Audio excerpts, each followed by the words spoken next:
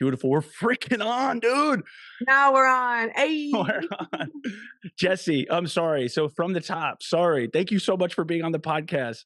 Um, this is really dope. I can't wait to hear more about your story. We met a little bit earlier and maybe was it last week? And you told me a little bit about like what you're all about. And I'm so excited about diving into the mental side of this whole thing, what mental growth you've gone through, what caused you to have to go through mental growth, the struggles that you overcame and that you continued to overcome by the day to day. So let's go ahead and just start with like, what is your story? Who is Jesi Stracham?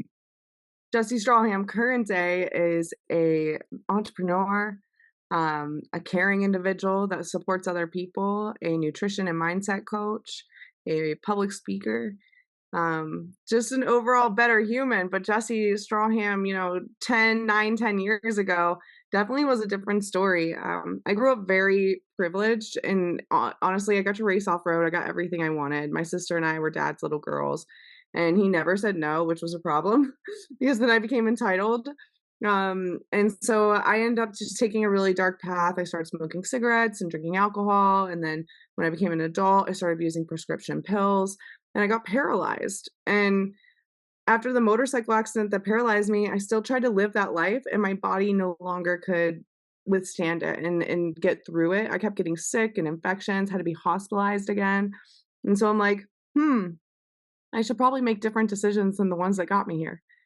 So like you were addicted to, you were saying you were addicted to drugs.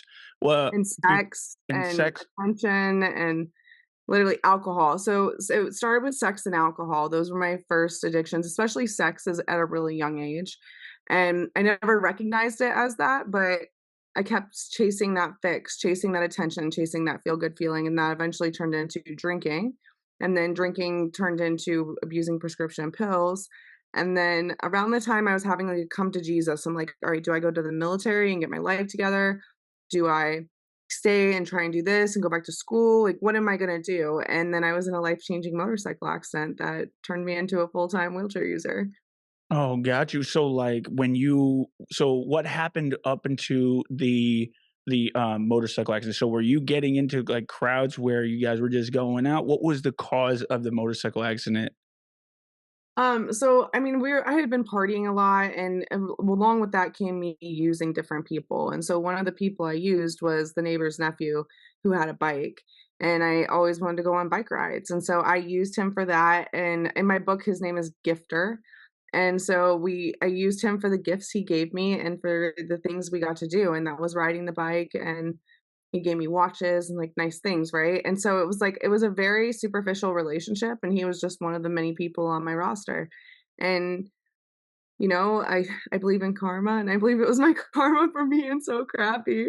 I'm a big believer in that. And I think that I got what was coming to me for sure.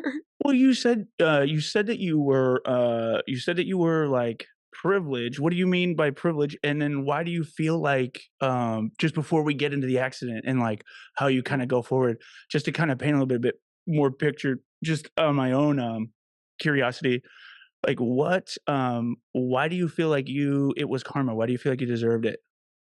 Um, so my dad never said no to us, and I always got what I wanted. And all throughout high school, I snuck out regularly.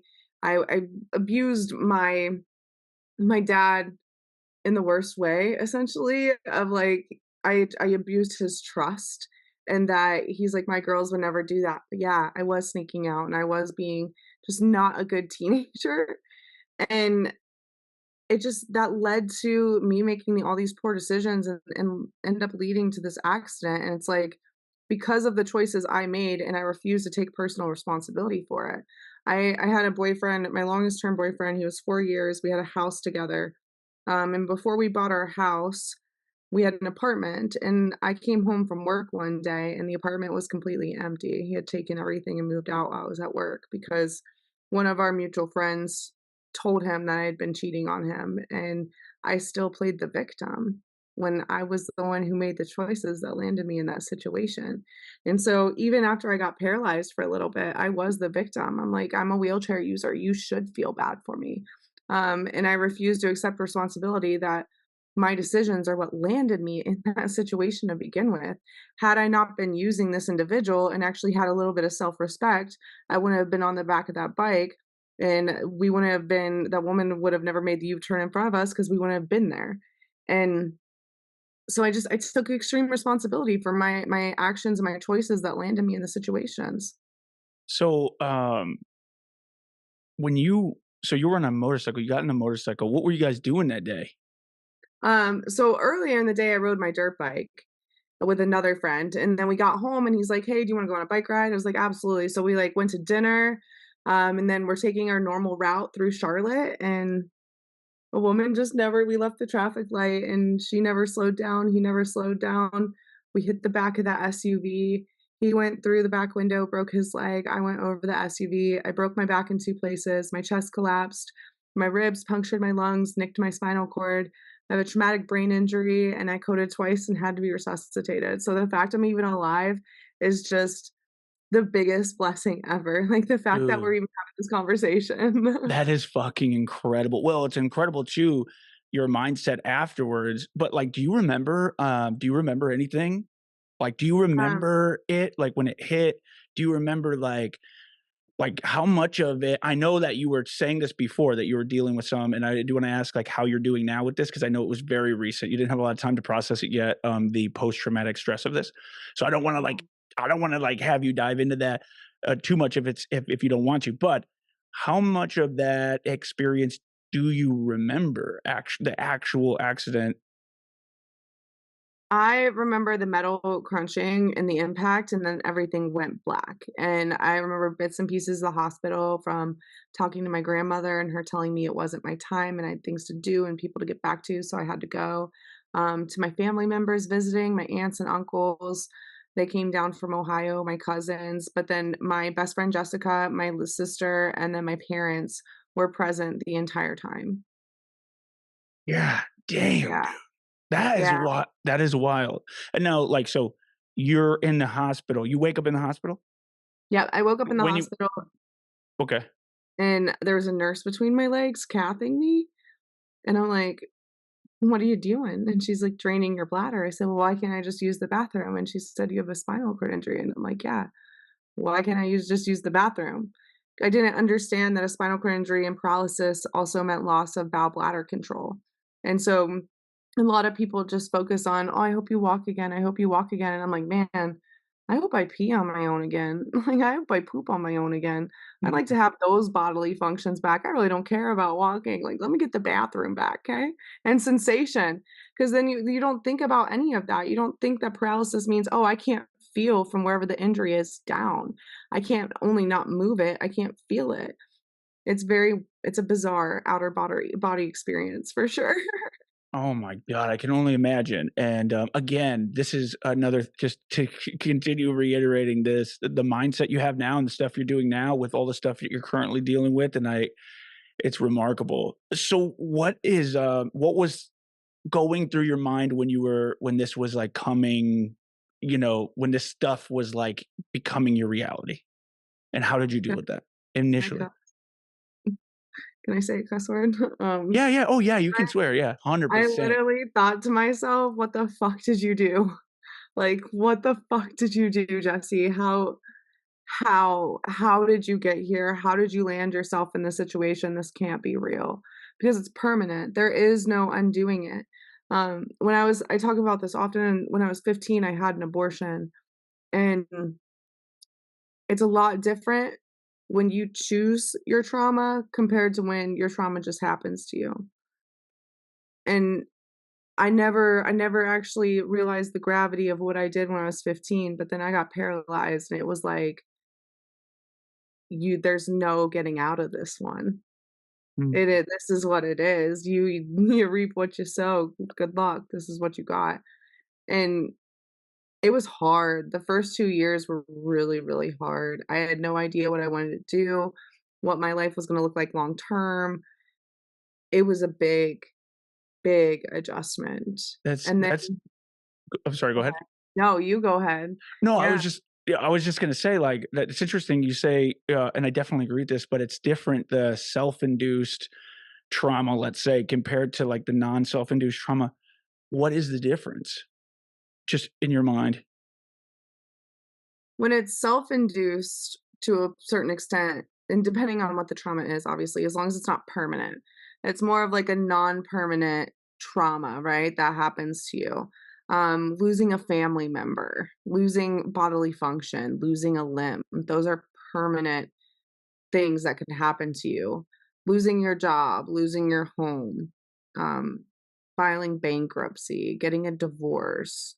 Those are things that they're not permanent. They're not gonna impact you for the rest of your life if you don't let them, right? And that was the big caveat. Like my paralysis, yeah, to some extent, it's gonna affect me the rest of my life. I'm battling against osteoporosis and trying not to have that happen because I'm seated all the time. Now my legs don't have the weight bearing through them, so I have to be mindful of that.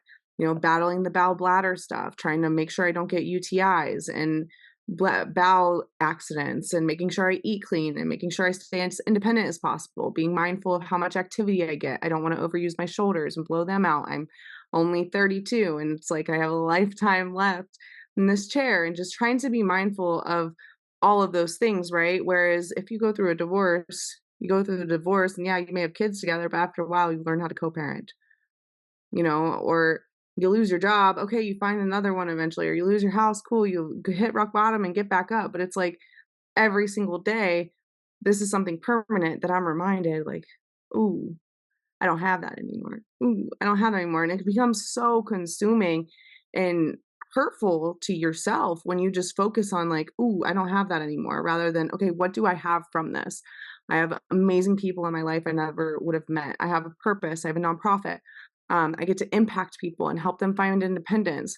Outside of that, it gave me purpose to help non-disabled people find independence and overcome their struggle. And I think it's so cool the perspective I've gained from being a paraplegic. That's amazing. Yeah, no, seriously, that's fucking dope, dude. And I just like want to continue to talk into that. Like that's very much where I find it's crazy the people that we have on the podcast, man, it's my whole thing is to just kind of I'm curious. I'm curious about the idea of post traumatic growth. Taking something that is so extremely traumatic that has no positive if you just it in and of itself, you just look at the thing. In a lot of cases, it would be like you could never find a positive. You can never find a silver lining. You can never find, let's say, but people do all the time. People fucking do it all the fucking time. And then it becomes their strength. And then it becomes their superpower. And then it becomes something that's like an amazing part of their life.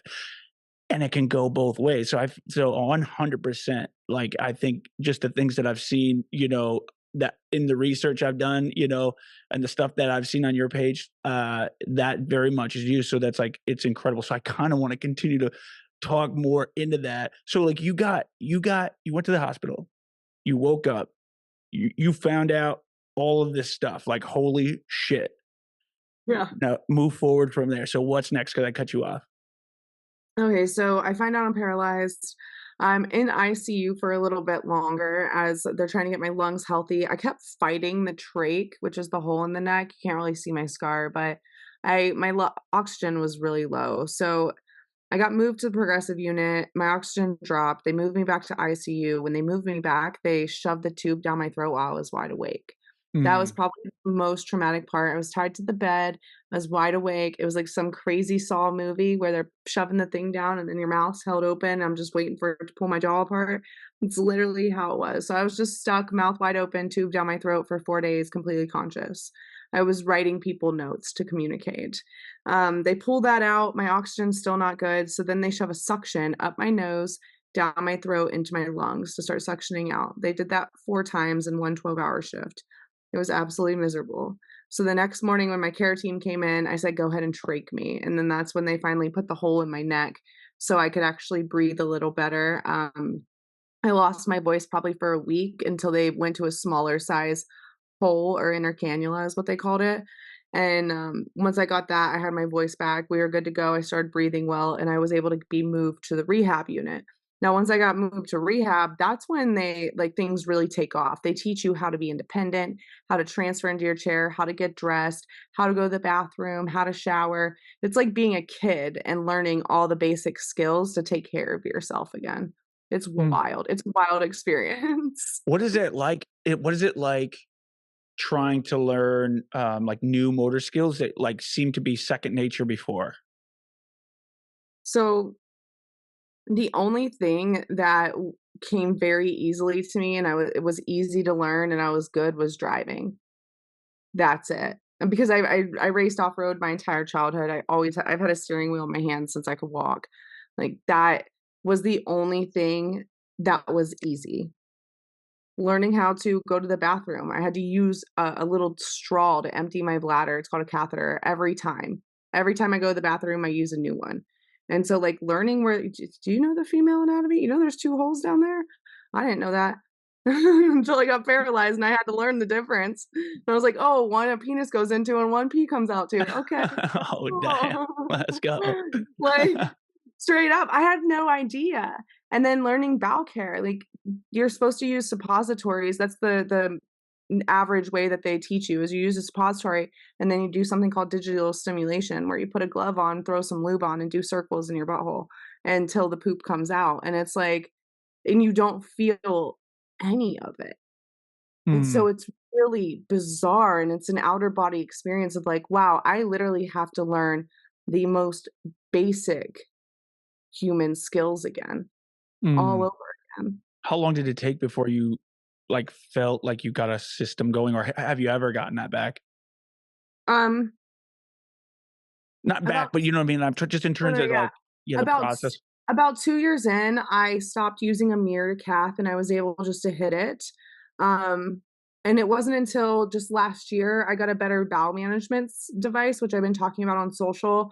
It uses tap water instead of chemicals, which is really nice to flush it all out so it makes it faster. You're not having to do so many circles. That's great.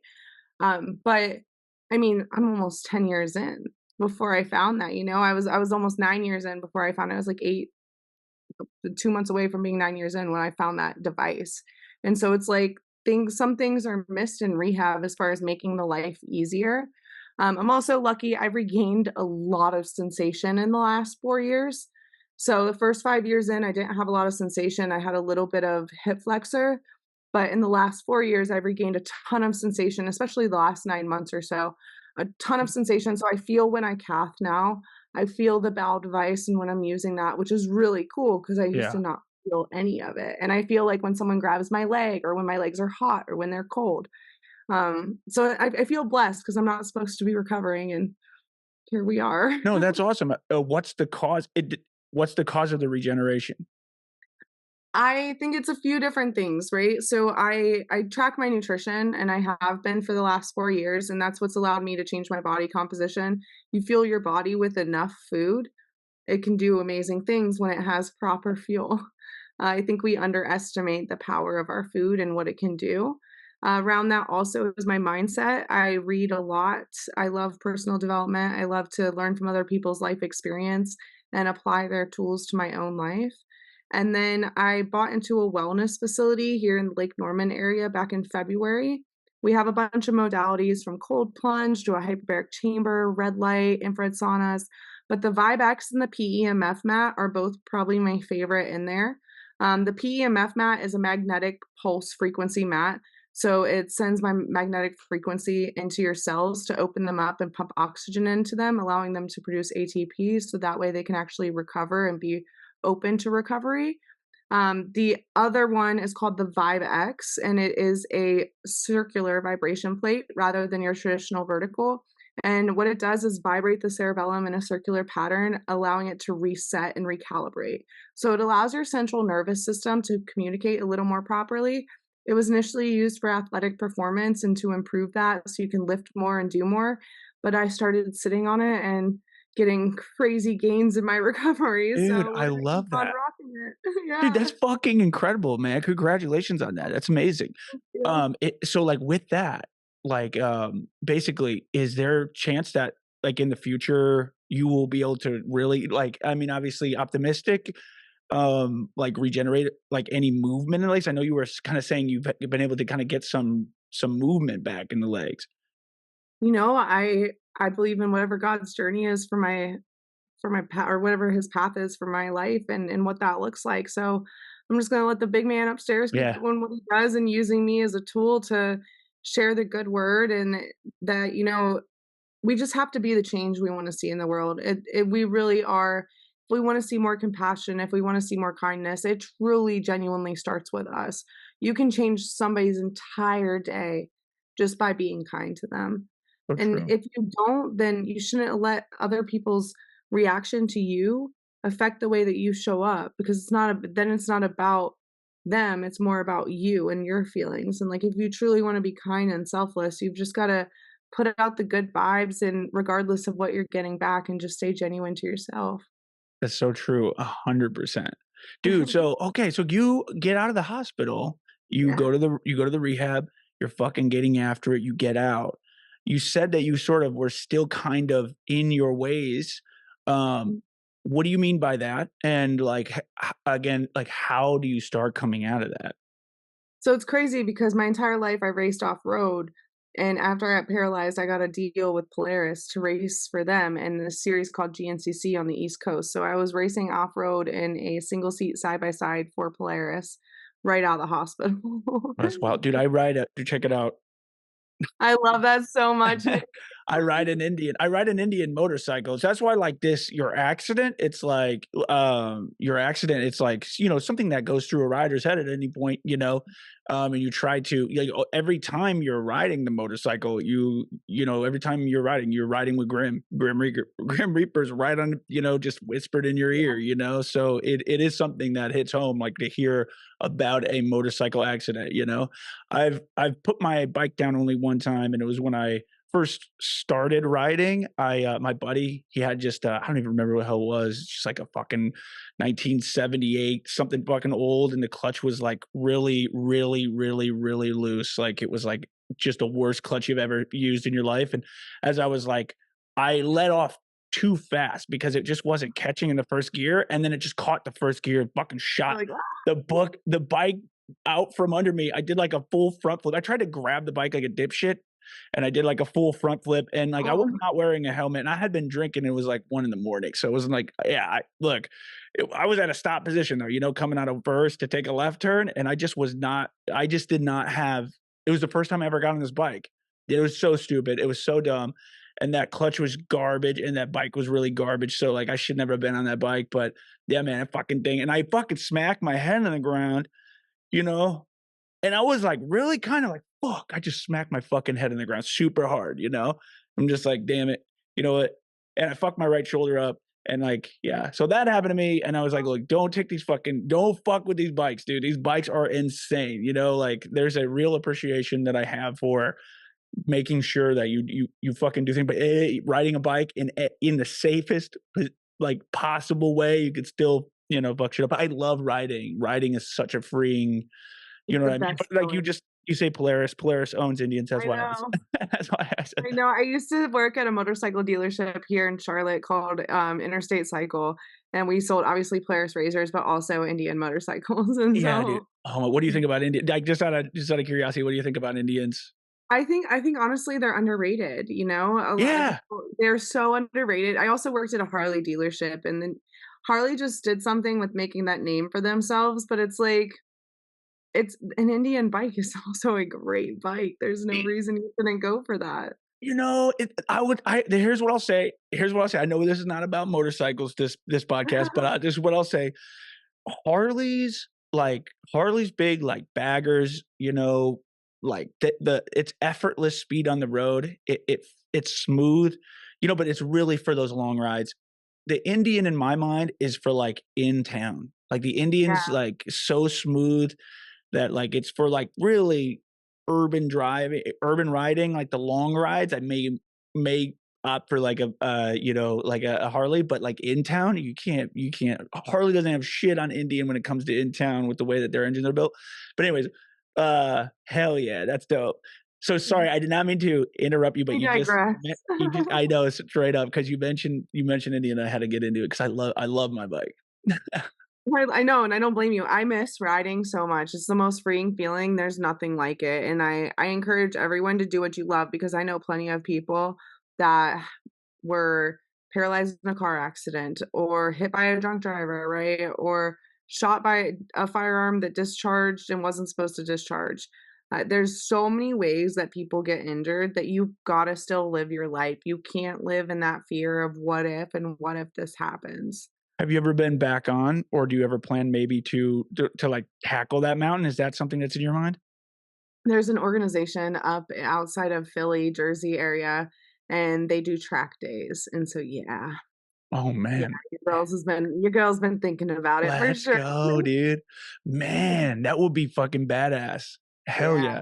Dude, well, good shit. That's awesome. That's like, do you feel like are you afraid at all that you once you are going to do it that like you have because I know you were talking about you still have some kind of you this just started popping up like these kind of like maybe episodes, post-traumatic Yeah, stress? that was so I had the day that we talked about that, I had gotten the accident report and read it for the first time ever. Mm, And, I'm almost it will be 10 years in January, and so I'm like 9.5 years in. I love my life. I would never undo it. I'm so happy with this life I get to live because of my paralysis. And so I didn't think it would affect me. And man, it hit me hard. So hard because I just relived it for that moment. But I haven't had an issue since, and I'm not going to read the accident report again. So yeah. What I do you think we're think it good. what do you think it was? Just like what do you think it was in reading it? What that triggered you? Was it just the details? It was yeah, the description. It will be in my book too. So like my book should be out later this year. It's called Power in the Role. And that was the whole reason I got it was for the book. And it's the description of what happened and the way that they made light of our injuries and made it like it wasn't a big deal. And the accident report, like, initially, it had said minor injuries, but then I had called and it got changed because my attorney has the copy somewhere, which I wish I could get that from him, that says minor injuries, and then the one I received says unknown, and so I think those discrepancies kinda set me off and just I relived it again. I relived, waking up into the hospital with a tube down my throat, like, "What the heck happened?" Not being able to feel that nurse between my legs when I look down and I'm like, "What are you doing in my personal space?" Mm. It it just brought it all back and made it so real. Got you, man. In your book, oh man, in the role, is it called what was it called? It's Power in the role. Power in the Role. What is the I don't know how much you're saying about it, but like, what is the premise of the book? Like, just your It's is it like a biography? a memoir. Yep, it's a memoir, but I do a lot of reflecting of the lessons I've learned throughout my life, and so I tell a bunch of stories. There's a potato story in there when I wanted about instant results and how I wanted a potato instantly, about burn the house down. Um, there's another story in there about obviously the pills and the accident and the situations I put myself in and what I learned from them after reflection and how we can apply this to our own lives to allow us to kind of shortcut different things. And I just really am trying to prompt people to reflect on their life and different decisions they made so they can learn and stop repeating it. Because so often people repeat their parents and what they did, or they repeat the mistakes that they made and they're sorry for, but then they happen again. And so the goal is to create some massive self awareness so people can really become what they're capable of. Yeah, 100%. That's awesome. Yeah, I will if you send me the release date on that, I'll put this on the podcast, and that way, we can fucking shout this podcast out when you drop that because 'cause I'm gonna read that book for sure. I'm hoping end of the year, beginning of next year. I'm personally going through final reads. I have 9 more chapters, and then it sends out for the final 5 reads, and, then we'll be looking either to take one of the publishing deals or to self-publish. I'm undecided what I wanna do yet. Dude, that's so fucking killer, and, like, are you gonna do, like, an audio book and then, like, read it? Yeah, I'm reading it, You're so gonna I read already it? have that set up as well for me to do a couple of sessions reading the audiobook and Dude, that's killer, like and this is just out of curiosity here, and I'm gonna get back to the story, but, but I'm curious about this. In writing a book, that I know that's very difficult. What is the process of writing a book? Are you a writer before, or are you, like, just learning this as you write your story? So I brain dumped. Well, I had somebody editing and ghostwriting it for me. I spent 2.5 years with this person writing my book only, and she was writing a friend's book too. And he had stolen some, or she had stolen some money from him for the pre-launch of his book. And then he got his manuscript and it wasn't what it was supposed to be. So I read his manuscript and I was like, ooh, I don't think I want this person writing my book. So I just decided to start Oh, brain dumping. you spent 2 years with them? Yeah. Yeah, this book has been over 3 years in the making. Yeah. It's a whole thing. So then I didn't, yeah, I know, and I didn't get any, so I never got the manuscript, and I honestly didn't care. I was like, if it's as bad as the other person's, I'm like, I don't want anything to do with it. So I just started brain dumping into a Google Doc, and I had probably almost 40 pages, it was like 36 pages of just brain dump of stories throughout my life, things I've learned from those stories. And at the time, I was working with an editor from New Mobility Magazine, which is a disability magazine, and we were working on a book for my nonprofit Wheel With Me Foundation. And it's kind of like a chicken soup for the soul from wheelchair users. It's really cool. And she had been following my story since 2016, and this is 2023. And so I was like, "Hey, would you want to help me write my book?" And she's like, "Oh my gosh, I'd be honored. Like, I've been watching your story all these years." And it was really cool because she does truly know me. She knows my voice and my tone and the way I look at the world. And so last October, I finished all my brain dump and the stories I wanted. And she took 4 months and took that brain dump and turned it into a 24 chapter book. God, it's perfect. It happened Yeah, exactly as it should have. 100% it did. God plays such a big role. And when you let him orchestrate your life while you still work hard, life is really cool. You get cool opportunities. It's also a testament to your mindset, like that bucket. We're still moving forward, man. That's really what you gotta do. It's just like you somehow have to find everything as part of the thing that you're doing. Like every challenge, every upset, every all of it. Like if you can just find a way to like create the mindset, you don't always you're not gonna always be super positive, like run around and like never have a negative thought or have a bad day. But it seems like if you can have a mindset where you can create maybe some kind of relic of intention, something that keeps you intentional on that mindset where it's like, look, this bad thing happened, this whatever, how is this like how is this helping me? How is this challenge making me stronger? Like, if you can really find a way to just be like, how is this shitty thing that is very difficult, like, regardless, like that thing, the thing before, the other stuff, everything that comes, even on a day to day, how can you just find, like, man, you know what? Becky at fucking work, every time I go in, fucking Becky, dude, she's always fucking, she's talking about she always makes a comment about my fucking shirt. I know she's being a bitch, but like, or you could be like, I want to find a way to get around to Becky. And she like, but she always is trying to like dig at me. Like maybe this will be good for like my communication. Becky is a challenge in my life to overcome this and not allow this type of external shit to affect me internally on a day-to-day basis. So you could take this day-to-day thing that seems to be what makes your life shit and you could like really turn it around to like, man, this makes me super strong. Thank you, universe.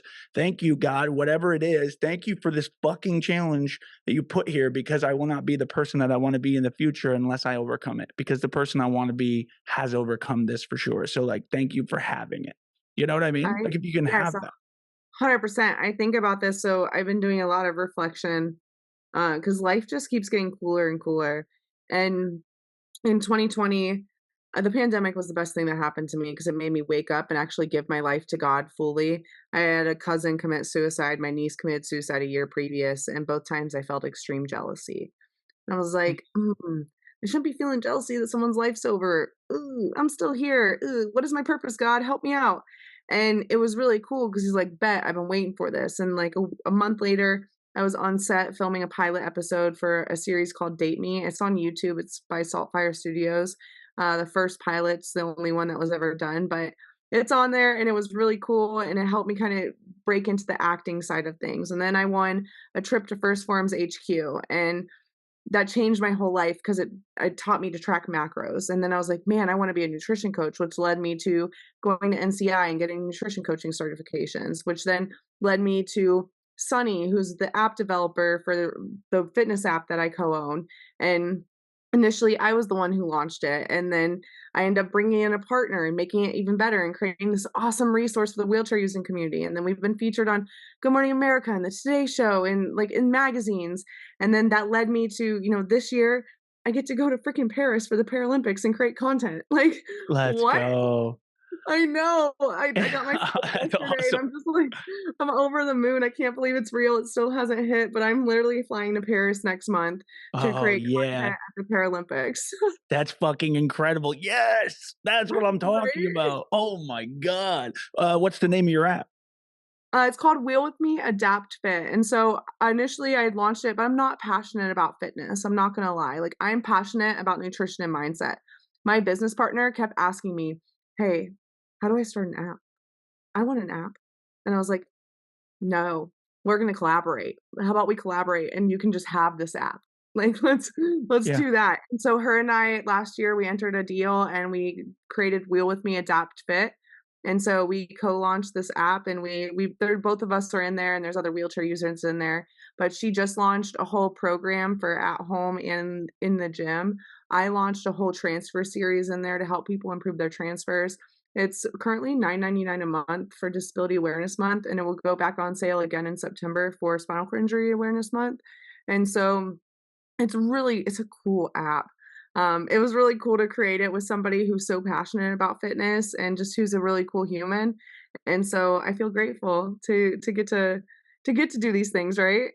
100%. What goes on inside of the app? Is it like, do they get like a meal plan? Like, are you guys working with them? Are they, what's the whole, like, what's the, I guess, the mechanism? So it's similar to like a basic app that you would download for fitness. They get the nutrition and mindset stuff in our private Facebook community called Wheel With Me Adapt Fit. So if they want that extra piece, we just have them join that free community. It's open to any wheelchair user, honestly. Um, but the app itself, there's a community within the app that they can communicate with each other, talk about their favorite workouts and what's going on. It keeps track of all their workouts and what they've done, their reps, their weight, all of that. And then there's different programs. They have actual programming to follow to gain strength, or they can do the certain workouts they like. So, like right now, I'm training for the CrossFit Games. So, a lot of days, my shoulder stuff is barbell work. Well, I like to still train back. I like to train chest. I like to train biceps and triceps. And so I also use those workouts within the app. Like my favorite's the back attack, probably my favorite workout in there. And it's really cool because I also have this resource that I use on a regular basis. Yeah, that's amazing. You're doing the fucking CrossFit Games?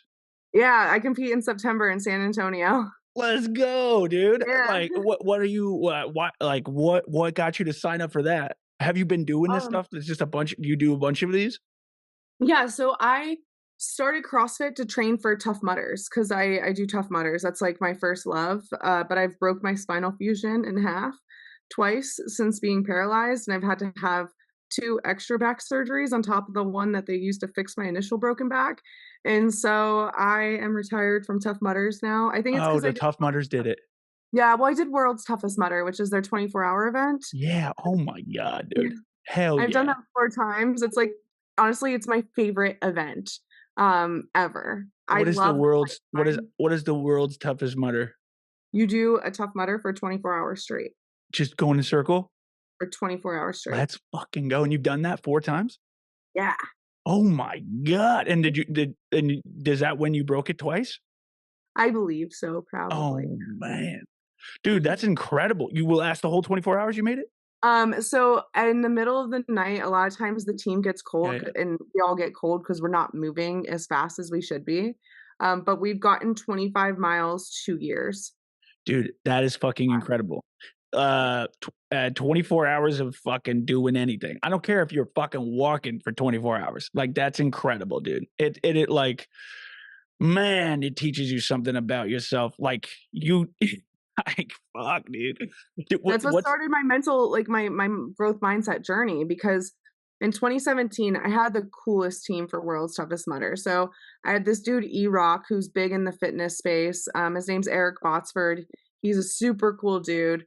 I had Sam and Jen Dancer on my team, from the CrossFit Games, and I had other athletes that had done numerous Tough Mudders, like my team lead, Sarah, has done numerous Tough Mudders and a couple of worlds, and we had a couple of other people, so we had this stacked team, and I got cold and quit. Well, the first one? Yeah, and I never wanted to feel that way again. I will Yeah. never forget how disappointed I was in myself and just in the overall experience. And I was like, I never wanna feel that way again. So, the next year we did Atlanta, and it was wild because Atlanta got below 30. It was like 28 degrees during the Atlanta World's Toughest. So they started closing water obstacles because ice was forming on them. When we were Damn. climbing up the cargo net at the end for Mudderhorn, it's this big couple story A-frame. We were climbing up the cargo net, my hands were freezing to the cargo net from being wet. It That is was wild. that is crazy. Do you ever have you ever hallucinated in one of these?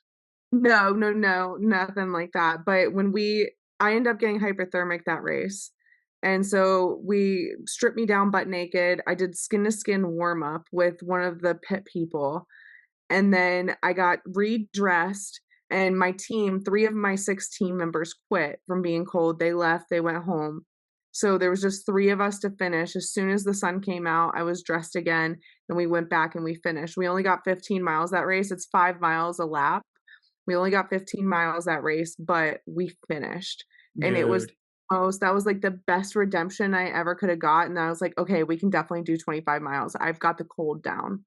Yeah, let's fucking go. Yeah, that's incredible. I'm telling you right now, man. Though that you learn something about yourself, and I think that any like ultra kind of thing like this, it's like the first one has to you're gonna get eaten alive, and Oh, it's like a good thing, you know, to some degree. Like you just it's almost like so I do ultras as well. So but yeah. I'm just running. I've not done a world's toughest Obstacle mudder, course race? although I've done obstacle. Uh, I used to compete in obstacle course racing. Then Okay. I started doing ultra running. So the longest I've ever ran in one race in 24 hours is 117.5 miles and in 24 hours. And this next thing I'm going to do in September, I'm raising money for my mother-in-law, who was diagnosed with stage 4 tonsillar cancer. I'm doing 200 miles nonstop from St. Louis to Peru, Illinois. So that'll be 200 miles, 48 hours nonstop. I'm gonna do some micro Wow. sleeping. We'll see how it goes. So that'll be like the crazy thing I'm doing. But the first time I ever did a 24-hour trail run, dude, I got 65 miles, but I I quit. I quit. Like I quit at 65 miles. I was fucking broken. There was like 8, maybe 9 hours left in the run. I was fucking broken, beaten, battered, you know, everything. Like I started going hypoglycemic because I stopped like paying attention to my calories because I was just so tired and beat up, and I stopped paying attention to my electrolyte, and I started just getting really like hypoglycemic, and I needed food. So I was like, tried to get some food, and I was like, this is fucked. I'm going to sleep, and I went to sleep, and I started cramping up. My whole body was cramping up, and I was like, damn it, fuck, and it was just a nightmare. But I Oh quit. my If I would have just but you quit, and then I felt this massive just failure. This, you are a fucking piece of shit, like you just quit. yes. You just gave up. You didn't even fucking and that stayed with me. That stayed with me for an entire year, like an entire year. And I said, but that like stayed in my mind when I started training for it again, the same race.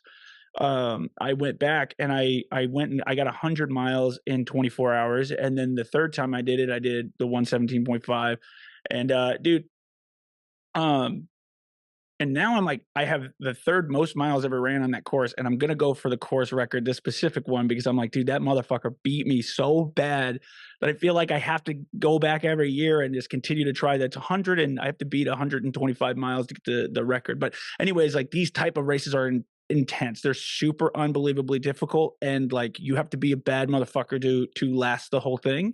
So like you've done 4 of these things, like clearly like you have a very good understanding of the architecture of your mind. So the only way you can really make it through there and suffer the pain, especially when the cold comes, you know? That's the hardest part. No, the cold is so underestimated. My favorite so I've done 15 Tough Mudders altogether. and I've done more nighttime events than daytime events, Ooh, and that's significant because the nighttime is a whole different game. You can't see if somebody's on a wheelchair with a team of people if they're running. You're all just headlamps bobbing in the night, and that's the coolest part to dude. me because it removes the disability, and I'm just another runner out there enjoying the Tough Mudder course and embracing the suck, as we say. Yeah, absolutely, and you have to, and I can't yeah, that next level of difficulty. Yeah, and the night is the worst. The night is always the worst. Like, when the sun comes up, it's like it breathes life into your body, like, legitly breathes life into your body, just that fucking sun, like, it's like it makes sense to me that people worship the sun back in the day, because it was just like cold and they were just like in like a hut and they were just like, just need the sun to come in. And when it comes up, everyone's like, oh, god Oh, damn. And then yeah. it's like, okay, now we can, no, like this thing, it just brings warmth and safety to us. So like, you get out of the hospital, you went through kind of a phase of still abusing drugs and doing all sorts of stuff, using people, like you were saying, you got this job, you were working in Polaris. So what came next up until you were like, like fuck, I gotta change my ways. And you said it was like the Tough Mudder was part of that. The first Tough Mudder was part of that. What made you want to do the Tough Mudder? Oh, I found CrossFit. So I kept falling on hotel room floors. Let me back up. I fell a lot. I fell all the time. But I didn't stop traveling, I didn't stop living. And so I posted this meltdown called Frustrations to Paralysis on YouTube. And it was so negative, and it was me just bitching and moaning about being paralyzed. And got some feedback from it of people saying, "Me too, I feel this way." And I was like, "Shoot, if I share negativity, what if I shared positivity? Maybe people could resonate with that." And so that's what kinda started my platform, but I was like, "Ooh, I need to be a little stronger and do these things." So I found adaptive CrossFit, and the same friend who introduced me adaptive CrossFit was also doing she had a mutual wheelchair using friend that also was doing Spartan races. And she happened to not be able to make the race in Charlotte and was like, "Hey, do you wanna take my spot?" And I was like, "Sure, I'll give it a try." And so we tried a Spartan and I loved it.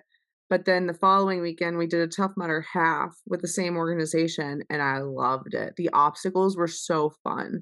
I just loved like cage crawl, you're on your back and the cage is blacked out and it's like a wire fence and you're just pulling yourself with water all the way around your face.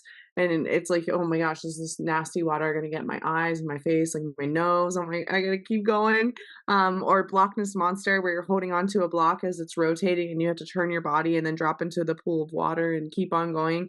Yeah, It yeah. gave the obstacles gave me more independence than Spartans did. And so I just was addicted from the time I started. And my team lead, Sarah, we were doing the Spartan Super in Asheville, and she's like, "Well, there's a Toughest Mudder, which is an overnight event next week in Chicago. Do you want to go?"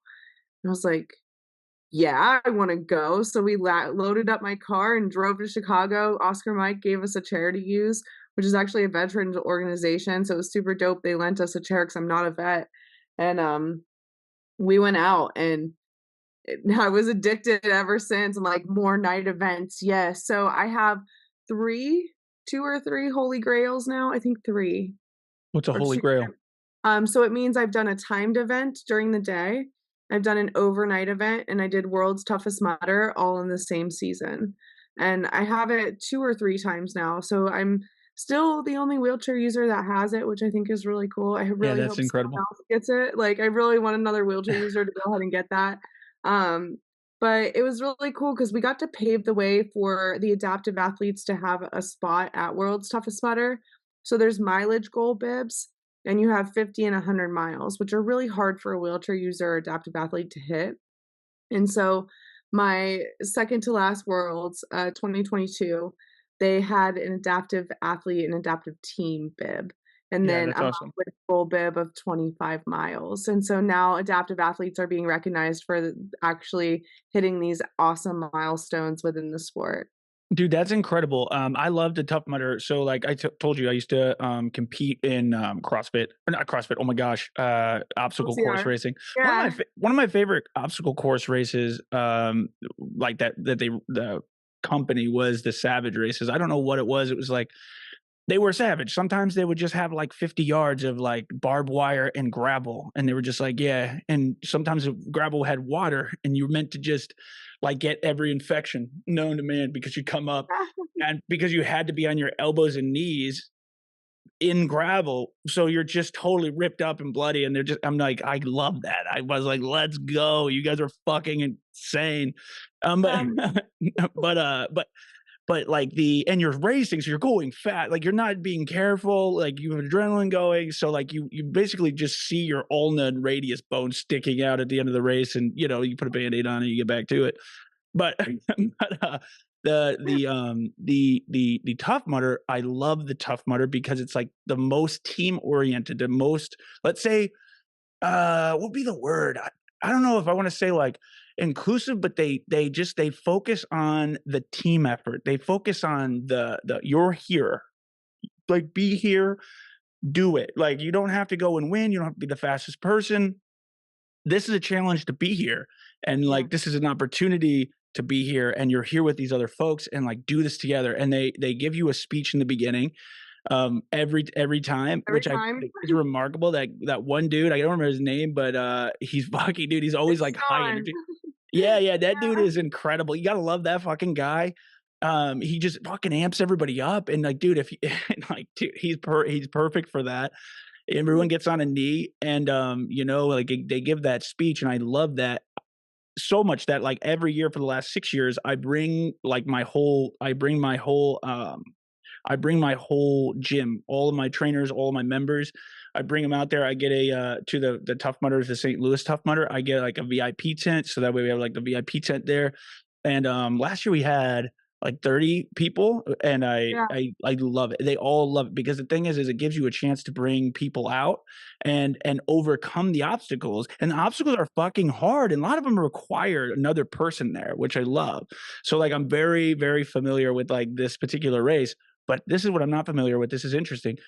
So, like, do you have to use a certain type of wheelchair when you're doing this crazy ass race? Because this is like muddy, deep mud in some cases. Like, how do you get yeah. around that? Like, what's the specific thing you do? We have a team of people, usually 4 to 6 is the goal. We actually did World's Toughest Mudder 2022 in Vegas with 3 team members, plus me, so there's 4 of us on course, which was a really lean team and hard to do. One of the guys, we actually were at an event at Tough Mudder or at, 8 First Form HQ together a week before Worlds, and I was like, "If I can get you a ticket, you down?" And he's like, screw it, and it was literally his first OCR ever. The dude was Let's a professional go. soccer player, and I was like, "Yeah, we're gonna do World's Toughest Mudder for your first OCR." Yeah, dude, that's Broke him awesome. in right, and he said yes. So, the biggest thing I for a wheelchair user is I have a specially built off-road chair. I've since donated it to another organization to take other wheelchair users out on course. We have straps that we attach to the chair, and they have sled harnesses essentially that we attach those straps to help pull the chair through. I push to keep myself warm, and then you have somebody on the back acting as the brake from stopping the chair from flipping up and over. And so it's a team you really want 3 people most of the time to have them all on the chair at once. I personally wear a wetsuit. I throw a Foley catheter in with a bag, and then, I carry it like a hydration pack so I can stay hydrated throughout the whole race, and we just send it. Man, that's Like, amazing. honestly. No, that's incredible because those are difficult for anybody to do. Like, those are just the kind of difficult for anybody to do. It's a challenge, and like I say, like, fully able people are afraid to do that fucking race, that course, that's, like, the thing. I'm like, "Look, it's okay." I'm basically just harassing my members, like, "You got this. You can do it. Sign up. Join us." And Yeah. because when they're done, they're like, "Oh my god, it was Oh my hard." You feel unstoppable when you Yeah. finish it, and I love the thing I love about Tough Mudder is the community because the community all helps each other. It's so cool because 'cause they're like, "Jesse, it's so good to see you," especially at Worlds.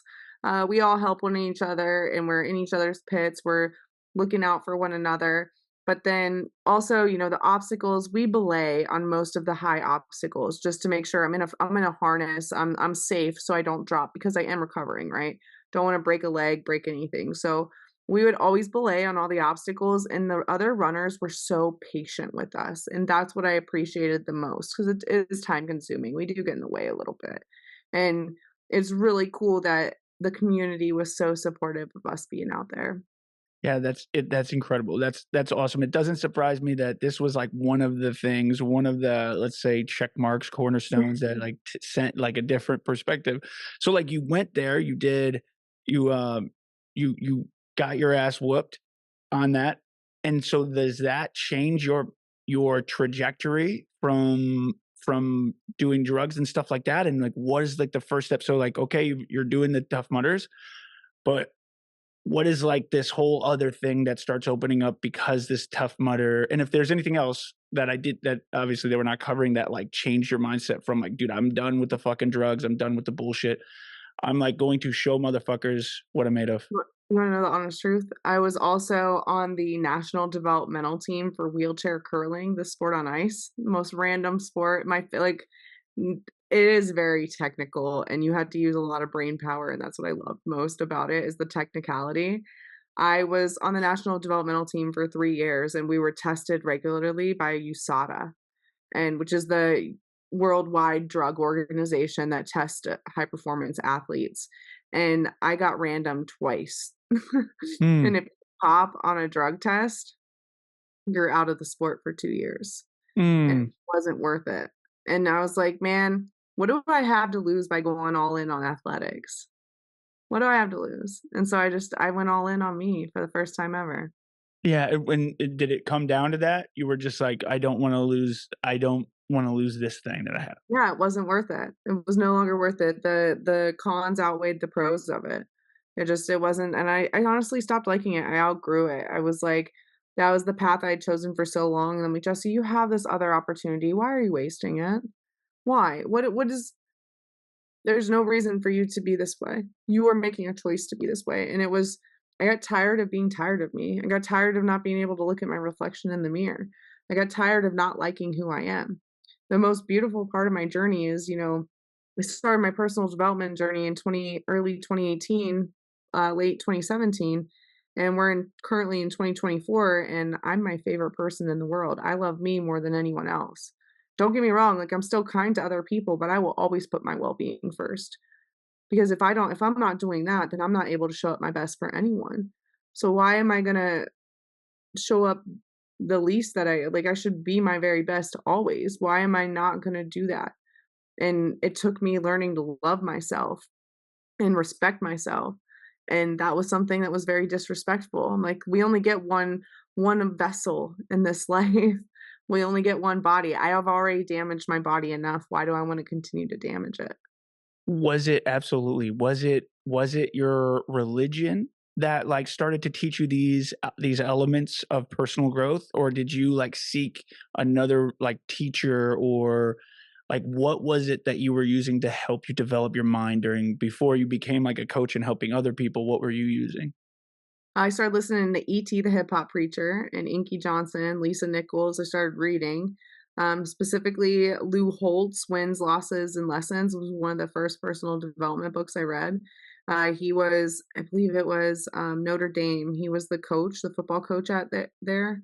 And it was just his story was really powerful and how much God was just playing a hand. And when I decided to actually pour into my faith about 5 years in my spinal cord injury, life turned around.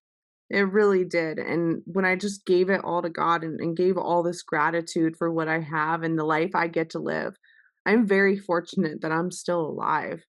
I'm still here. Why? Why am I gonna let my physical ability dictate my happiness? I have control over the way I view myself. Everything's relative to perspective. There's plenty of days where it sucks, but there's plenty of days where it's great and it gives me awesome opportunity. I'm living a better life than I did when I was walking, and I had plenty of days that feel just like my bad paralyzed days. So, is it a bad life or is my perspective of it really the problem? Yeah, you can always find negativity, and you can always find suffering, and you can always find something that can cause you pain in your situation, and then you can always find happiness, and you can always find joy, and you can always find love at the same exact time. You know, you can be dealing with pain and suffering and at the same time be dealing with joy and happiness. It's just a matter of which one, where's the dial, you know? Like that's what's great about perspective. You know, there's this thing, it's like the difference between perception and perspective. You know, like the world just gives you shit. The world just gives you information. You know, you're walking down the fucking road, shit just getting thrown at you, you know? That's it. And like you just you can't change that. You can't change like what this wild ass world does. But what and that's perception. That's the raw data. Just comes at you. But perspective is the thing we have control over if we work on it and we practice daily. But like if you find a way to harness the ability to shape your perspective, then you have the fucking ability to live a happy life. You Damn know, right. it's like that, and I try to tell you this biggest thing about like you know like the thing with big fitness. Why big fitness, especially with these little arms, being this think big live better thing. It's think big live better. You know, you will never like accomplish the things that you want to accomplish in life and live the life you want to live until you first start to think it is possible, you know, before you start to create mindsets and you start to create perspectives and you start to like implement practices. But it starts all in the mind first. You cannot make your internal world better with the external world. And when you try to when you try to improve the internal world with the external world, it gets worse. It's like drugs. Like I'm gonna take some drugs, dude. I'm gonna be like, look, like I want to feel like I'm in control of how I feel. So I'm gonna take whatever opiates because I don't want to feel the pain. I'm going to take whatever because I don't want to feel anxiety. I'm going to take you know Adderall because I just want to be I want to when I want to be on I'm going to be on because I have this thing, and ultimately that always ends up in a bad worse place than you were to begin with, and now you're stuck with this fucking thing that you're using to control that. So it always comes down to controlling this first, to work on this first, because if you can improve this, like, and that is what's so remarkable about your story. Like that, like you have overcome something like that. So in any case, it's just fucking remarkable, dude, what you've been able to do. So like, okay, so sorry, I keep on interrupting you. So continue on with your story, dog. So like, okay, so wherever you left off, continue. Okay, so the pandemic happens, right? I find First Form, I start tracking my nutrition. I'm like, maybe I want to be a nutrition coach. This app developer starts reaching out to me via email. And at this point, I have this team of two women helping me out. And I was like, man, just got on a call with this dude. He's so persistent. It was like 6 months. This dude's in in my email, just like, hey, we need to get on a call. We need to get on a call. And the girls get on the call with them. They're like, Jesse, you need to get on a call with this guy. So I get on a call with them, and he's like, I want to start a fitness app for wheelchair users. You're the one to do it. Let's do this thing. And I was like, man, I don't have the budget for that this year. Da, da, da. And he's like, I'm the owner. We're starting this thing. And I was like, dude, you're sick. Thank you. And he hooked it up. And so I got this fitness app for wheelchair users that we got to start. And it was really cool. But then my dad got COVID and he was in the hospital. They were talking about venting him for a little bit. His diabetes numbers just weren't coming down. My dad has type 2 diabetes, and it was just a really scary time because I rent the basement for my parents. Total side note, my parents' entire basement is set up for a wheelchair user. They bought this house 18 months before my actual accident. So they bought it and it was set up for a wheelchair user, wide doorways, roll-in shower, bars beside the toilet. Yeah. Like, it's kinda wild, man. Dude, Right? seriously, it's incredible, like, each element of this story is, like, kind of it you sort of, like it's sort of just, like, fits for you, you know, like, things just are working your way. It was Yeah. not working your way and working your But way, working like, my way, it's like, I was set up for success from the start. yeah, it's it's wild. wild. So It's you so so you guys moved into so this house? right, so my parents moved into this house, like I said, 18 months before I was paralyzed, so I've been renting the basement from them since my injury, and if my dad if God forbid something had happened, we're like, "Oh my gosh, what are we gonna do?" So I started applying for houses and apartments, things like that, and my disability income wasn't enough to get approved. So I was like, "Shit, I gotta go back to work." Well, I was an orthodontic assistant before I was injured, the person that tortures you when you have braces by changing your wires and making them tighter. That was me. So I applied for 10 jobs, got a couple of no's. I ended up with 2 interviews. The one gave me a working interview. They hired me right away. So I went back to work full time 7 years into being paralyzed. Most scary thing I've ever done in my life. Yeah, how Um, did you overcome that? and I just did it. Just I did it. dove all in, no choice. I was tired of being in poverty. I could again, I think any change starts when you get sick and tired of being sick and tired.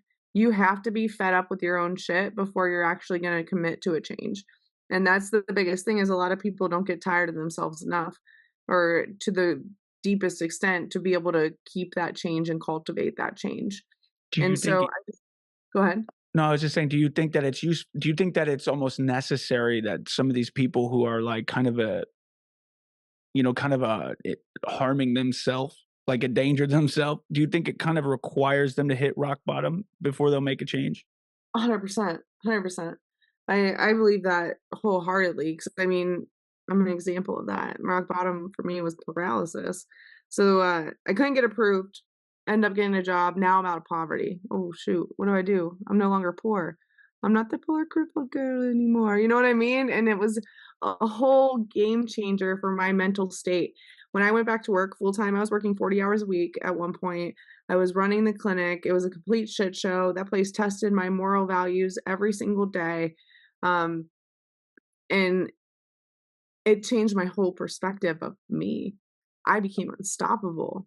I was like, for 7 years, I was the problem. I held me back. Me, my mind, my view of what I could and couldn't do with a disability. And that's what allowed me to become unstoppable, was doing something that I really thought I couldn't do.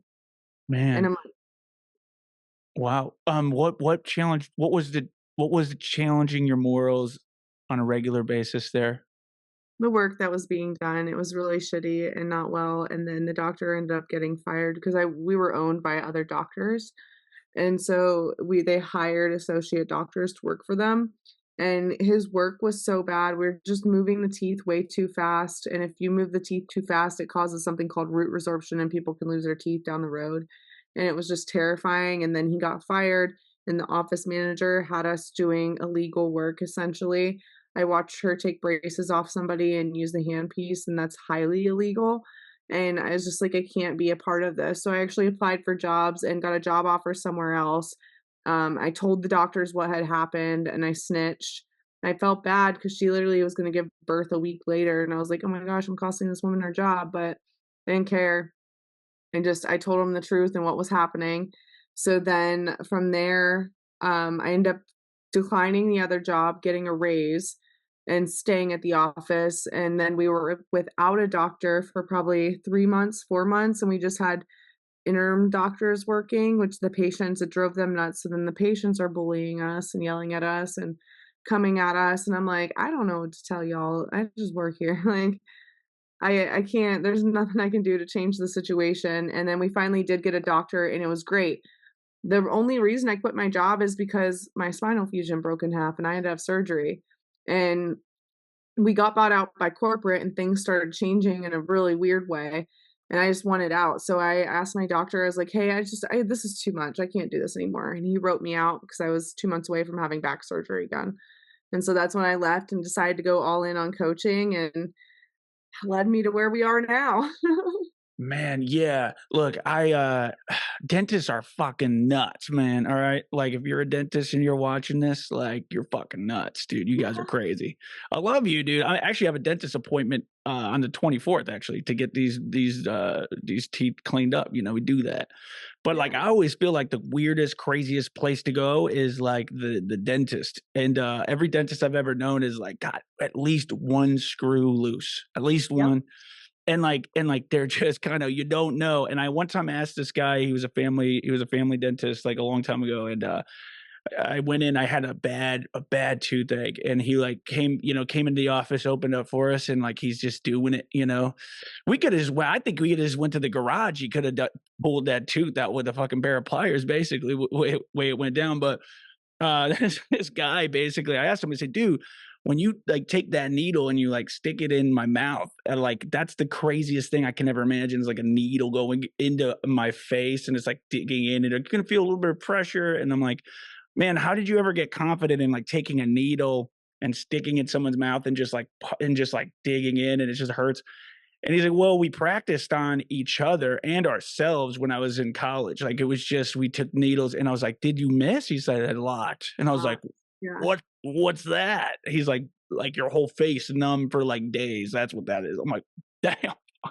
So like these folks are just like sticking needles in each other's mouths and shit. Like this is a different type of person. Anyways, so That's like how they learn, yeah, they learn on each other, it's yeah. wild. So Dentistry is wild. yeah, so shit. So yeah, way to make it through that. And look, like, thank you God for fucking dentists. Like, I love you guys. Keep doing great work. Because I need the teeth to be good, you know. So like, you get out of that, you start coaching. So you start coaching. Is it all online right away, or are you doing it in person? And like, how does it go at first? It's all online, and so I no, I only take a limited amount of one-on-ones. I only have 5 one-on-one slots. I don't do more than that. It's just not one-on-one's not something I'm passionate about. I like the community program better. So we break things down. There's initial one-on-one call. We talk about your nutrition, kind of dive into that and what your overall goals are and how I can support you in getting there. But then there's weekly calls. So the first call in the week is in more of a lesson, and we either talk about a mindset or nutrition type of topic. And then on Thursdays is a Q&A. So they submit on a form questions that they have that may have come up. I answer them anonymously from them. So like their names are never brought up or anything, but it's in a community setting. That way everybody's questions are getting answered, even if someone's scared to ask it. You know what I mean? Oh no, 100%, absolutely. And like, so you you start to like progress this. Where is this at now from where it started? I just went to community coaching because I also Okay, okay. this year I was gonna buy a house, and instead of buying a house, I bought into a wellness facility. No, that's good. That's a good investment, dude. I don't know. I think that's a good idea. I love what we do. Yeah. It's really cool. We have saunas, red light therapy, hyperbaric chamber, the vibe, like I said, the Vibex, the PEMF, and like what we're doing is so much bigger than just the modalities. We're giving people a place to call home. We are helping people reduce their pain. We are helping people improve their longevity of wellness. And the coolest thing is, I'm out of the disability space. It's not wheelchair users, it's humans. And that's really cool for me because for so long, I focused only on disability. And so it's a whole different vibe, a whole different atmosphere. And it's the most fulfilling thing I've got to do. And now we're consulting with others to help them build their facilities. So if somebody wants to open a facility like ours, we consult, we help them get the modalities, and we help them actually build this out. So if someone needs a sauna or a cold plunge or a red light panel for their gym or their actual if they're building a wellness facility, we help them do that. So the next one's called Ignite. It is in Grand Rapids, Michigan, and it's set to open this fall. Dude, that's incredible. How did you come about this opportunity? I was kind of going through the website a little bit to check it out. It looks pretty cool. What brought this opportunity to you, and then why did you take it as opposed to like buying a house? One of the owners asked me to come in and check it out for accessibility. We were connected through both off-road racing and First Form. And I was going to cancel on the appointment. I had just got a massage and I was like, "Ah, I've had this on the books for weeks. I really don't feel like going over here. Guess I'll go." And I ended up staying for 5 hours instead of my 2-hour block slot. I just the vibe of the place, the vibe of the owners, it was really cool. So, they were in a bad deal from the start. So, the whole reason we started consulting is because they were in a bad consulting deal, and this individual stole about $30,000 from them, never delivered on anything that was supposed to be delivered, and it turned out really bad really quick. So, they were already behind. And them just being 2 men with a dream, they didn't really have many systems in place. So they were looking for an investor to purchase a part of the company and to come in and help. And I was like, man, I really like what you guys are doing. I believe in this. I got systems all day. I love spreadsheets. I'm a nerd for some spreadsheets. And they brought me in and they made the investment and put these systems in place. And now, we've been open about 7 months and we're really close to having all of our expenses covered. Dude, that's fucking incredible. Great work. Insane. I Yeah, dude, that's know. fucking dope, man. Because it's hard. Like, dude, running It's business is so fucking hard. difficult. It's like it's good difficult. It's like it's wild. It'll test every fucking fiber. You're being like you're used to, which is perfect, you know?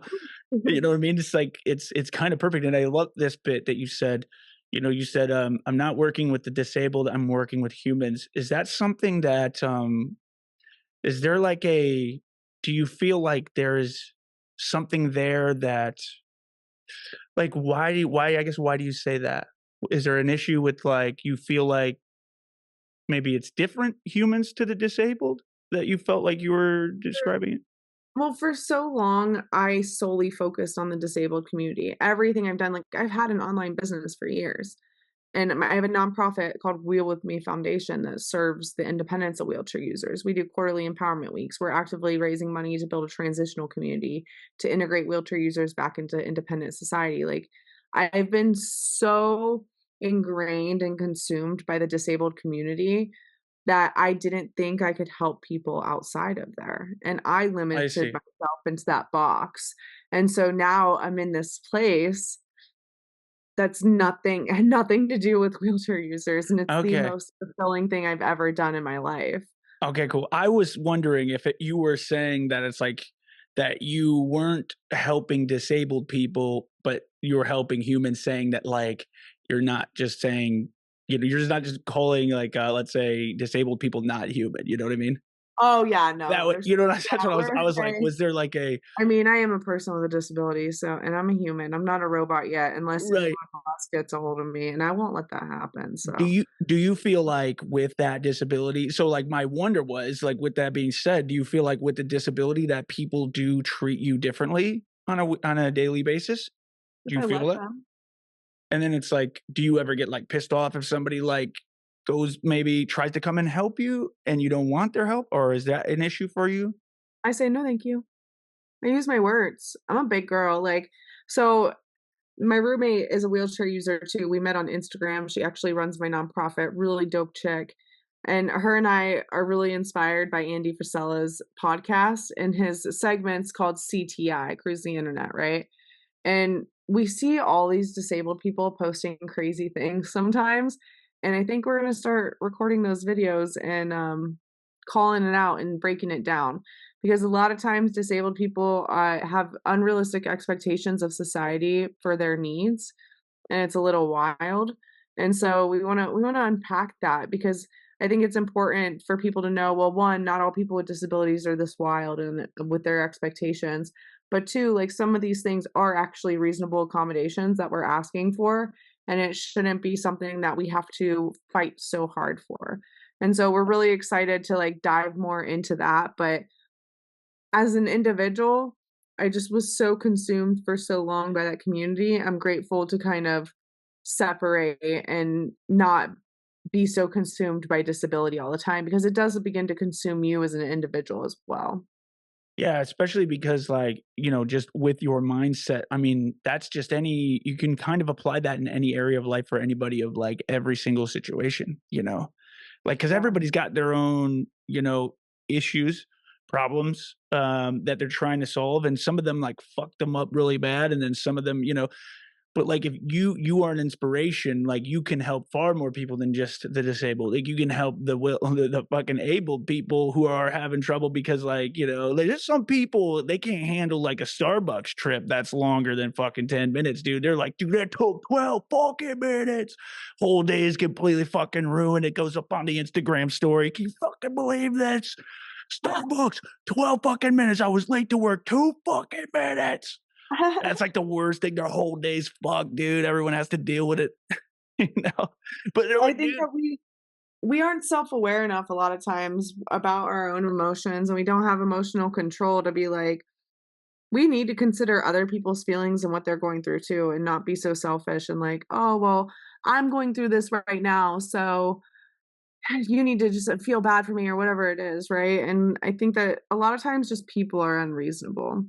do you think there's unreasonable expectations out there? I mean, because I mean, obviously you spend a lot of time with this, so and you want to do a segment on it. I find it to be interesting. That there are people out there with a situation like yours, let's say, they have like, let's say, too much expectation. What would that be like? What would too much expectation be like for somebody with like a situation that I can't even start to imagine? There's a girl that posted I'm just thinking of the most recent video that was sent to me. Um, so we have to board the plane on this thing called an aisle chair, and the Air Carrier Act states that people with disabilities need to be boarded first. Well, sometimes you get to a gate and there's no aisle chair there, and they need to start boarding the plane to not make the whole thing late. So you're going to end up getting boarded last. And this girl posted a video how it was discrimination and ableism. That's their word. I get triggered by it. I'm triggered. Um, Ableism, ableism. ableism, it triggers me.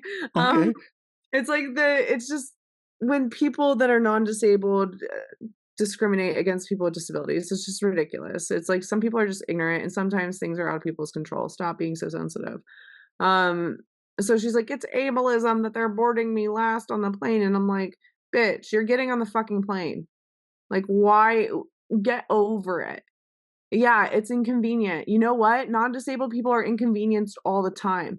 God forbid you have a little bit of inconvenience in your life. Like, and it's those type of things, right? Like, that's just unreasonable. Just shut the fuck up and get on the plane. Like, you're still flying to where you're gonna fly, and I think that we just bitch a little bit too much sometimes. Mm, man, yeah. It's like it's crazy because I can see, yeah, it's anytime you're in a situation where you feel like the thing that you are a victim to, like, overpowers or overrides everyone else's thing. Like, Yeah. regardless, regardless, and that you should pay attention to them and that you, like, go hard to, like, get that. I feel like, Yeah. you know what I mean? And I think, like, yeah, I can see why that would make you mad because then that gives, like, a bad name almost. It almost gives, like, a bad name to the message is which, that you're trying to put out there. Yeah, Right. which is wild. So you guys wanna kind of, like, put that kinda stuff together and Andy Frisella's putting shit up like that out? No, no, like, it was inspired. So he's doing Cruise the Internet. It's not his isn't about disability, it's more about politics and what's going on in the world right now, and Mm. he takes news headlines and they break them down and dissect them, and so we wanna just do the same thing with disability viral posts. Dude, so that would be awesome. I think that would be a good idea because no one else, I'll say this, nobody else, I'm definitely not gonna do that, you know what I mean? Because I'm quarter would just kinda be like, "Yeah, dude, put this motherfucker on the plane first, dude, I'll wait back here," you know? So, like like, because 'cause I'm like, "Look, I don't have much to deal with." I'm like, "Dude, I got time, I'll kick it." You know what I mean? So, like, if you wanna do that, like, dude, get out there. I totally see that, totally makes sense. Dude, so, like and this is something I also have a question because I saw you went to, the headquarters. I was there. This guy, shout out, Louis Shakes. He's one of the, the first forum athletes guys. Yeah, He's he rollerbladed across, so I'm gonna when I'm in Paris, I'm gonna try and connect with him. I hope I get Oh, to yeah. play hockey, yeah. Oh, yeah, dude, Louis is a killer, man. So, like, when he did that, like, so Louis Shake's been on the podcast, and he was just in St. Louis for a little bit. He was on the podcast, he invited me to go out there, so we went out to the HQ, and, dude, it was remarkable. We did, like, a walkthrough of everything. We had, like, a workout and everything, dude. The people out there, the standards out there, the mentality out there, I can see why it's so infectious. It's like, dude, like if you could live up to this standard, you'd be a fucking champion, you know? Just I ain't gonna even leave a drop of water in that damn sink, yo. We're gonna And wipe that's that. the thing, yo, and then the coolest thing that First Form gave me is that mentality. So, I'll be wiping down the sink in the airport bathroom. I pick up trash when I see it. I'll be going through the airport, rolling full speed, lean over, grab a piece of trash as I'm rolling by it, and toss it in the trash can. And it really taught me that we are genuinely the change we want to see in the world.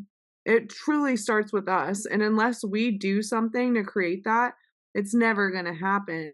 And that's what I love most about that community of people and the First Form in general is that culture. Yeah, it's so granular, like it starts all it starts all the way down, like your standards and how you fucking knock shit out, who you are, what you are, comes all the way down to like just the small things that you do. With no one watching, even like just you clean your room up. No one sees the room, but you clean the room up. Like you keep your car clean. You like you see something as you're running, pick it up and you throw it in the garbage can. Literally, I picked up a half broken bottle just the other day running. I was just like, it's just right there. I stopped and picked it up and threw it away. Something like that. I just bring up one thing that pops up into my head. Just I try to do that. I don't always do that, but I love that standard. I love that way of living, because you do one thing like you do everything. And so if you let one thing go, if you think that it's not important to like put your clothes away and fold them and make your bed in the morning, you don't think that's something. It's like that is one thing that you're allowing, that you do every single day, that you're allowing to be like just fucked up. And that allows like your if you're gonna let that little thing go, then maybe you'll let another little thing go and another little thing. And it's just like basically like, man, this isn't big enough. This isn't big enough for me to give a shit, so I'll just let it go. I'll only focus my energy on the big stuff. And you have no foundation to focus like real energy on keeping that thing disciplined. So I just love that mentality of like, if you really want to make a fucking army of badass motherfuckers, which I can't imagine how long that fucking took. Like, I guess it was like 25, 27 years or whatever he's been in business. I can't imagine how many people you lose holding that level, that standard, and holding the line on that standard. But it is absolutely incredible. Because dude, like that guy, Louis Shakes, you know, thank God, like not thank God, but I mean, I'm so grateful he gave me the opportunity to go there. But I went out with that motherfucker when he was doing I went to Columbus, Ohio, and I did like 65 miles with him on those skates. I bought these skates and went out there, and I went with him, and he's right in line with that kind of mentality, so that culture of people. And I have this question that kind of comes out of all of that, which is basically, is there something specific about like America for you? Because I see a lot of stuff here like, I am like an American fucking I believe you, let me see how you put it exactly. It was American loving athlete. What is important about America loving? This is the land of opportunity, and we are blessed to get to live here, man. I didn't realize how amazing this country is until I got paralyzed, and I needed to rely on the things that our country has in place. There's people all over the world that they don't get the catheter supplies they need. They don't have a wheelchair. They're bedbound because they don't even get access to a chair. We raised money in the winter last year for a woman in Africa and Nigeria. Her chair broke. She works for the African government, makes $30 a month. A new chair is $200. How's she gonna afford a new chair on $30 salary when she Hmm. can barely afford groceries and to get by? Is Um, there Oh, sorry, go ahead. well, and I think about accessibility as well. We went to the Bahamas, we went to Mexico, um, in the Netherlands, Amsterdam in general. I mean, we live in a very accessible country with a lot of access to the medical supplies and medical things we need. We don't have super long waits for medical care the way you do in Canada because they have universal health care. I think that we're very fortunate to get to live in this country. I get to be an entrepreneur because I live in America. As a disabled woman, there's a chance I wouldn't get to do that anywhere else. I think about I met a young woman today, um, who's from Afghanistan, and she was paralyzed after being shot at by the Taliban in the car at 11 years old. She's been paralyzed for 10 years and just learning how to be paralyzed because they Man. don't have equal access in Afghanistan. Like, we are so blessed to get to live in this country. It's a land of diversity and so much different cultures, and we just are battling with one another when we're all in one, all in the same. Yeah, And 100%, man. 100%. Like, god damn, dude. I believe this. I did a podcast called Freedom Baby, which basically is me talking about why I love the United States of America. Dude, look, what's crazy to me is that, and not to like fucking go off on this thing, but like what is crazy to me is that, dude, I've been all over the world. I've traveled all over the world. The United States of America is the best country in the fucking world. Now, this is my bias because I'm an American, but yeah. also why would you not have the bias like of like to my country? Why would you not be proud of your country? And you should also love your country regardless of how bad it is, because if you don't love your country, you're never going to be a part of the reason why it gets better. You're just going to be Correct. why it continues to get worse. So like, there's never a reason to hate your country. If you're somebody who runs around and complains about your country, you're just a part of the problem. But my real thought is that, like, dude, to your point, man, I grew up poor as hell, dude. We lived in condemned houses. You know what I mean? Like, I had to have I got lucky as hell that some awesome people took me in and took care of me when I was in high school that like allowed me to try to change my mind. And I had a handful of people who allowed me to kind of see what was possible and then take advantage of those things and then fucking continue to go from there. But like, dude, like, I came from nothing. I came from negative. I tried to get a credit card. My mom had put, like, over $2,000 of fucking just bullshit on my credit that was just, like, in collections or something like that when I was, like, 8 years old or something. I started negative in money, dude. I couldn't even open up a credit card. I wait for 10 years for that shit to get cleared because it was like, "Hey, you can get this credit card and we can call this fraud, but then we're gonna have to investigate it and we know who did it." So it's like, what do you want to do? You want to like investigate your old lady, or you want to fucking? So, anyways, I was like, no, I'm not gonna do that. Fucking like, well, let's just move forward, and then it got wiped away. So like all of that was like a good lesson, by the way, that like, hey, don't fuck with your credit because otherwise you're gonna be fucked. And then now I have great credit, so it's like that was a good thing, right? At the end of the day, but then even then, all of that shit, like starting off poor, like starting in a negative, having like just not really any resources. At some point, the people around me will cost me more money than I will get from them. I was able to open up Big Fitness Incorporated and I was able to fucking do it. And I'm here for 5 years and I'm about to expand my gym. And it's like that it was hard as fuck every single step of the fucking way. You know, it was fucking hard as fuck. People stole from me. People try to sabotage me, dude. People came in and lied to me, dude. You still have to deal with that shit, dude. I have no idea what the hell I'm doing out here, but the good old fashioned United States of America, dude. They sent me craziest like tax assessments and shit that I thought were gonna fucking end me, dude. And I basically just like hired a CPA to get all that shit wiped out because for some reason in America, that's what you can do. The United States of America is the best fucking place on the planet, dude. We all need to fucking stick together. We need to unite together and be like, look, you can believe in like whatever the fuck you want to believe in, but at the end of the day, we need to fight for the fucking what we got here because in our country, no matter how bad it gets, we don't set an example by hanging somebody in the fucking street. But there are a lot of Facts. there are a lot of countries that do that, dude. Like you pretty much if you're listening to this and you're from the United States of America, it's very unlikely that you have ever feared for your life on a daily basis, no matter how little amount of money you have. There are some people that do, and we try to fix that. Obviously, that's an issue, but like for the most part, like that's a very small percentage of folks. For the most part, even if you're in poverty, I know I was in fucking poverty. You know, like I've never feared for my life, dude. I didn't fear for my life. I didn't like go to a place and like people are shooting down the road and people are getting fucking decapitated in the streets or shit like that. Like that never happened. That shit never happened. The hardest thing that I had to deal with was that like my parents were garbage. I was like, damn it, what am I gonna do? Parents are garbage. Like I live in this shit fucking place. I fucking don't have any resources. Everyone thinks I'm homeless. It's terrible. Like that's so bad. But like, dude, but the country like has those resources there for me to take advantage of, and so I did, and now here I am. So, like, take advantage of your fucking opportunities is really what it comes down to. And Come if you on, don't, for and if you, real. and if you don't take advantage of your opportunities, it's fucking on you, man. I don't feel bad for you. Like, I just don't feel bad for you if you don't take advantage of your opportunities. If it's there and you're like, no, I want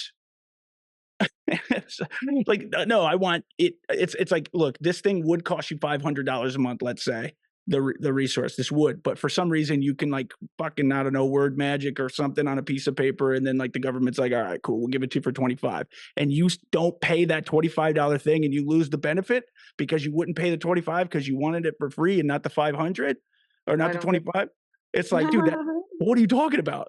What the fuck are you talking about? This is type I of shit like that my mom would do all the fucking time. Like, dude, I'm telling you what, if my mom did a podcast on how to fuck over the government, like, dude, she would have so many followers. You know, just but she wouldn't take advantage of the fucking internet because she's like a professional, like like complainer about like how the world is so against her. Like if she just went on the internet and complained, dude, she doesn't even realize how many people she could benefit.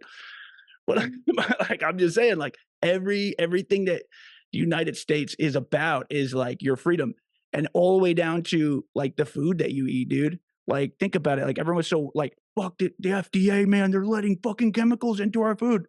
They're free as fuck, just like you are. They're free enough. They're so free they can put fucking poison in your fucking cereal. You're so I free. You're so free that you can fucking decide not to eat it.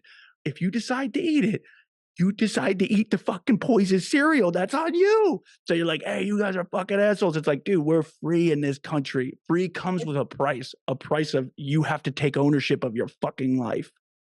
It's a choice. I think everything's a choice, and not enough people realize that they have more control than they think.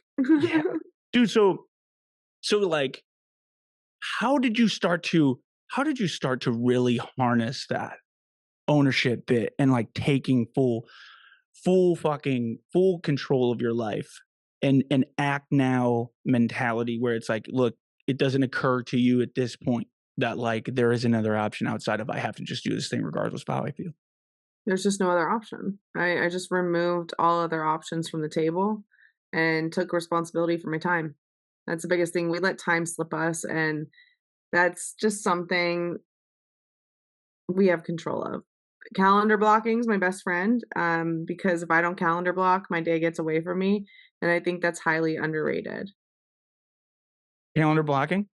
Yeah, calendar blocking is highly underrated. Dude, I fucking fully agree. Like I'm writing do you mind? So I'm in a side note for go the ahead. people that see. I'm in a standing frame, so this frame has been holding me up in an upright position for the last hour and a half, and Oh, so I'm yeah, yeah. down. If that's cool with you, do Oh, you go mind ahead. Yeah, no, down? go ahead. Yeah, you're all good. Yeah, Sorry. no worries at all, dude. No worries I at don't all. want you to be like, "Where are you going?" Because it's just like a slow decline. Oh, no, dude, you're all good. Yeah, yeah, hell yeah. Yeah, I didn't even realize we've just been getting after it. I know, we've been, like, going in. This is probably one of the coolest episodes I've had in a while just because it's so real, so raw, so Yeah, honest hell about yeah. the things that are important to me, like America. Well, right. Well, I mean, look, I don't know where the like when I'm doing these podcasts, like, and I love this. This is something I really love doing. I love meeting amazing people like you. I love like picking apart your brain and like trying to figure out how you came around like all of your obstacles and stuff and like the different things that happen in your life that shape the perspective you have because you have a winning perspective. Like your mindset is incredible. It is the mindset that is required to win. You have to be able to see the fucking light and see the benefit in the struggle. The pain is the point. That was my last podcast with this guy Bart. By the way, shout out fucking Bart. That dude's dope. You should check out his podcast. But he Piaczek. Piaczek. Ah, man, it's like the most Polish last name you've ever fucking heard. His last name, dude. It's hard for me to say, but like, yeah. But yeah, Bart. He owns Project Power Gym. He worked with Andy Frisella. He was like one of the first four dudes. You know, like he was like third dude down from Andy when he first started out, first Forbes. So like he knows Andy. He's good friends with Andy. And like so he was a great conversation, a great person, a fucking awesome dude, and he's just as real. But meeting with people like this on this fucking platform, just being able to talk to you, I'm so grateful for, and getting your word out. The Think Big, Live Better thing is really about like, look, it's unbelievable, like the amount of impact you can have on people's lives.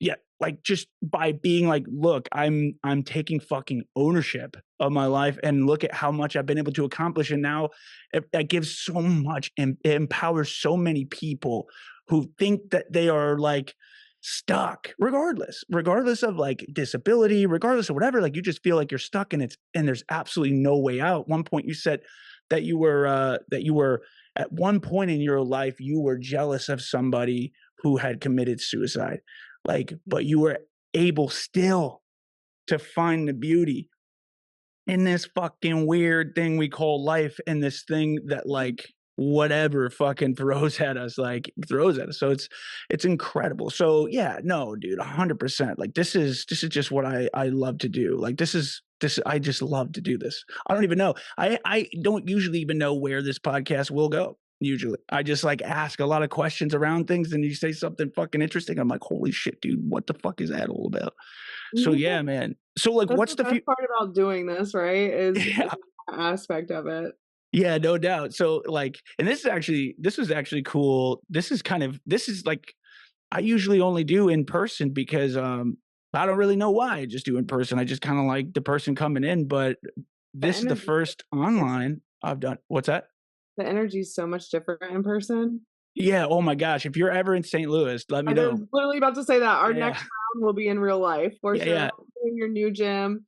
I would love to get there and, check it out and just come support you too. Oh, dude, should definitely like if you're in town, let me know. We will we'll do a podcast in person. That way we can like do that as well. And if we're in the new gym, we're gonna have like a podcast. Like part of the gym is a podcast studio that is kind of like the background is just windows. It'll show like the whole gym. So like right now, I just have a 1,650 square foot. You can sort of see if I don't like disconnect it. Yeah.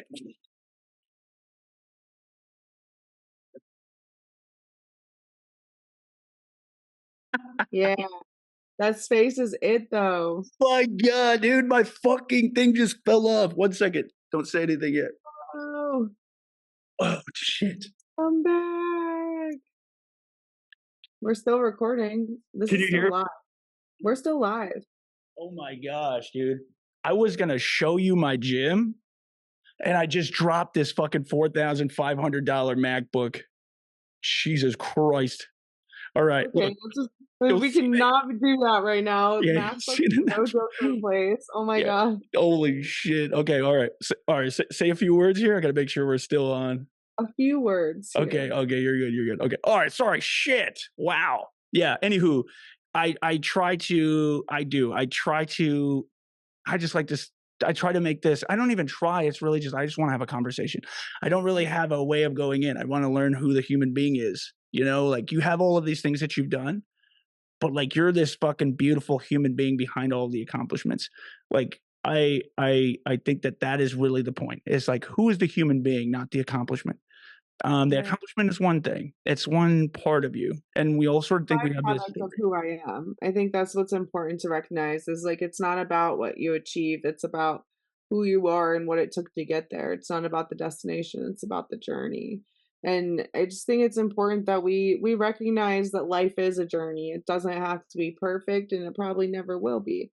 But we can make the most of the imperfections of life and just be our very best and show up that way. 100%. So, like, dude, what is the future for you moving forward from here? Like, end goal. Definitely continuing to consult and help people put these wellness facilities that help their community all over the country. Probably my biggest goal and my biggest mission right now, along with building my coaching program to help as many people as possible realize they're the change they want to see and really stacking those little discipline deposits, like throwing away that piece of trash, making your bed, putting things away.